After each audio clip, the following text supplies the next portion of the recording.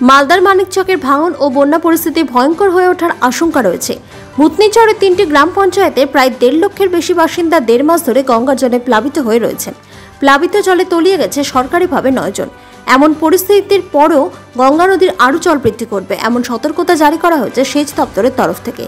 সকাল থেকে প্রশাসনের পক্ষ থেকে এলাকা থেকে সরে যাওয়ার জন্য মাইকিং করা হচ্ছে।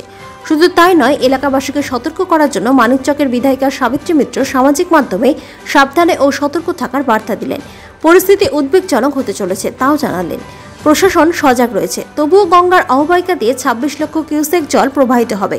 বিহারে বৃষ্টিপাতের ফলে গঙ্গার অববাহিকা দিয়ে এই জল প্রবাহিত হবে। এর ফলে গঙ্গা নদীর জল 1 মিটারের বেশি বৃদ্ধি পাবে। তাই এই পরিস্থিতি মোকাবিলার জন্য এলাকাবাসীকে তৈরি থাকার আবেদন জানিয়েছেন। রাজ্যের মুখ্যমন্ত্রী মমতা ব্যানার্জিও গভীর রাতে পরিস্থিতির কথা জেনে প্রশাসনকে প্রয়োজনীয় ব্যবস্থা নেওয়ার নির্দেশ দিয়েছেন। এলাকার বাসিন্দা শিবু মণ্ডল জানান, পরিস্থিতি ভালো নেই। এলাকার একতলা বাড়ি জলের তলায়। 2 দিন আগে পাট ছাড়াতে গিয়ে আমার ভাই প্লাবিত জলে তলিয়ে গিয়ে মৃত্যু হয়েছে। প্রশাসন ব্যবস্থা নিচ্ছে, তবে জল বৃদ্ধির জন্য সব শেষ হয়ে যাচ্ছে। শুখা মরশুমে কাজ করলে পরিস্থিতি এমন হতো না। কেন্দ্র ও রাজ্য যৌথভাবে নদী পার না বাঁধলে সমস্যার সমাধান হবে না। সব টাকাই জলে যাবে। পাশাপাশি এলাকা ছেড়ে বাসিন্দা অন্যত্র সরে যাচ্ছে। এলাকার বাসিন্দা মনোজ মহলদার জানান, প্রশাসন কোনো গাড়ির ব্যবস্থা করেনি, নিজেরাই এলাকা ছাড়ছি। আরও এক গ্রামবাসী আজাদ আলী বলেন, জল বাড়ছে, পরিস্থিতি ভালো নেই, তাই এলাকা ছাড়ছি। এলাকার বাসিন্দা মনোজ মণ্ডল নকুন মণ্ডলের অভিযোগ, কোনো ত্রাণ পাচ্ছেন না তারা, জলে বাস করতে হচ্ছে। এমন পরিস্থিতির জন্য কেন্দ্রীয় সরকারকে দায়ী করছেন তৃণমূল কংগ্রেসের চেয়ারম্যান তথা রতুয়ার বিধায়ক সমর মুখার্জি। তিনি বলেন, 56 বছর পর নেপাল বিহার সীমান্তের কোশি ব্যারেজ সমস্ত গেট খুলে দেওয়া হয়েছে। বিজেপির এটি একটি চক্রান্ত। একদিকে দক্ষিণবঙ্গের ডিভিসি, অন্যদিকে উত্তরবঙ্গের বিভিন্ন ব্যারেজের গেট খুলে বাংলাকে ভাসিয়ে দেওয়ার চক্রান্ত করছে। রাজ্যের মানবিক মুখ্যমন্ত্রী মমতা ব্যানার্জি প্রচুর ত্রাণের ব্যবস্থা করেছেন। প্রত্যেকটি বাড়িতে ত্রাণ দিয়েছেন, কোনো মানুষকে বঞ্চিত করা হয়নি। সমস্ত নদীবাঁধ খুলে দেওয়া হয়েছে। এই অতিরিক্ত জল প্রবেশ করে গঙ্গা নদীর জলস্তর বাড়ার সম্ভাবনা রয়েছে। সমস্ত জনসাধারণকে নিরাপদ স্থানে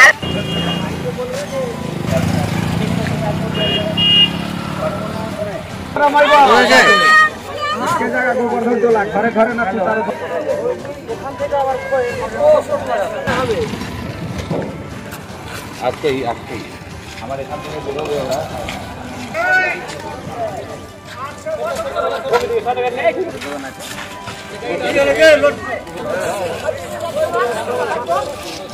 প্রচুর অসুবিধা,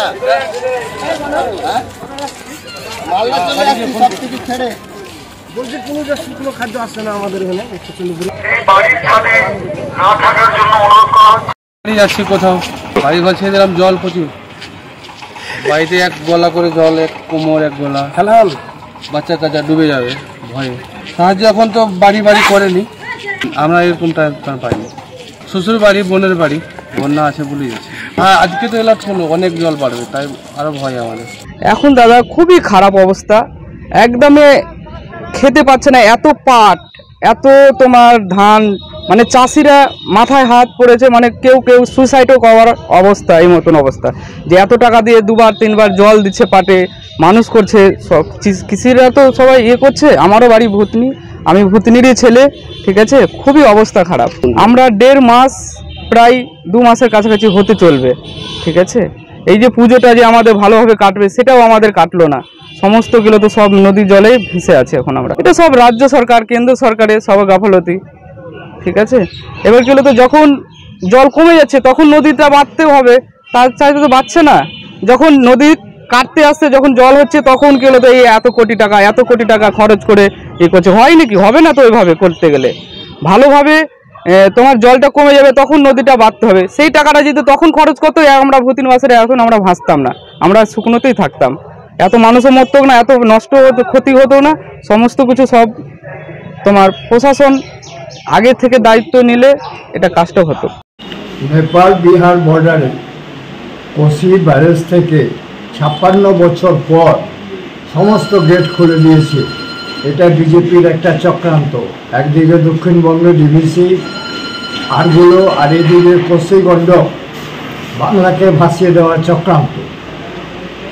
আমাদের মানবিক মুখ্যমন্ত্রী মমতা বন্দ্যোপাধ্যায় প্রচুর পরিমাণে ত্রাণ পাঠাচ্ছেন। জেলা সমাহর্তা, জেলা পুলিশ সুপার প্রত্যেকটা বাড়িতে ত্রাণ দিয়েছে।